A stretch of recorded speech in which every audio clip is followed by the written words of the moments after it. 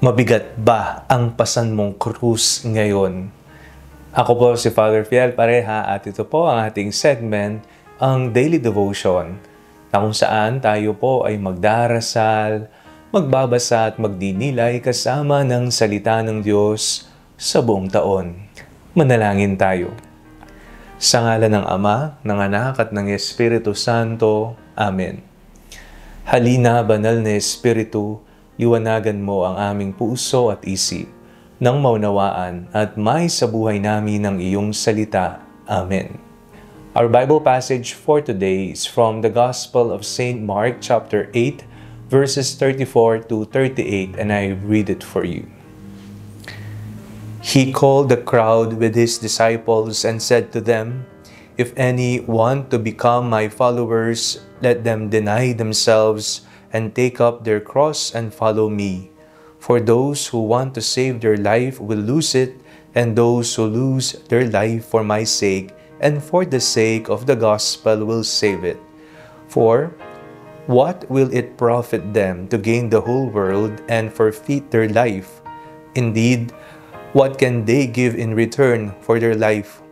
Those who are ashamed of me and of my words, in this adulterous and sinful generation of them, the Son of Man will also be ashamed when he comes in the glory of his Father with the holy angels."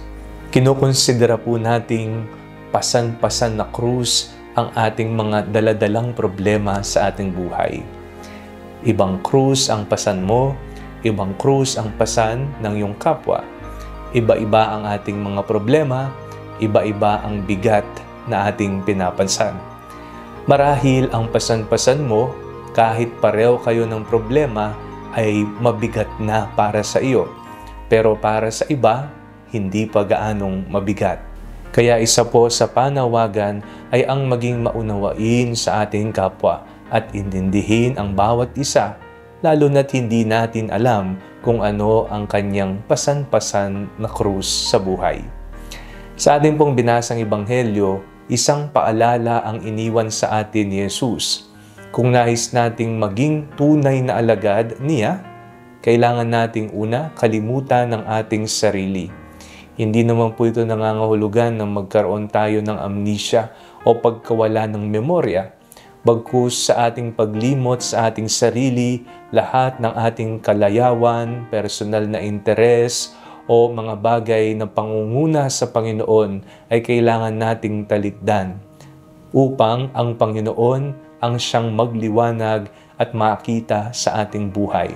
Yon ang paglimot sa ating sarili. Pangalawa, kailangan nating pasanin ang krus ng ating buhay.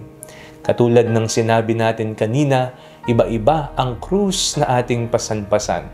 Ngunit ang isang alagad ni Jesus na matyagang pumapasan ng kanyang krus hanggang sa kaduluduluhan ay kanyang kokoronahan ng korona ng tagumpay. Pangatlo, doon pa lamang niya sinabi na sundan mo ako. And then come, follow me. Mahirap, kung tutuusin, titingnan man natin ito, wala naman pong madali sa buhay. Lahat pinaghihirapan, lahat nararanasan natin, pero ang lahat ng ito ay mga sangkap patungo sa buhay kabanalan, patungo sa pagsunod sa ating Panginoon. Tayo man ay naghirap dito sa mundo, nakaabang naman sa atin ang buhay na walang hanggan kasama ng Panginoon. Manalangin tayo. Panginoong Hesus, pagkalooban niyo po kami ng tatag ng loob upang makayanan naming pasanin ang aming mga krus sa buhay araw-araw. Amen. Sa ngalan ng Ama, ng Anak at ng Espiritu Santo. Amen. Huwag po ninyong kalimutang i-like ang video ito. Mag-comment po kayo and share it with your family and friends. Ang Panalangin Bago Matulog ay may sariling Facebook page na po.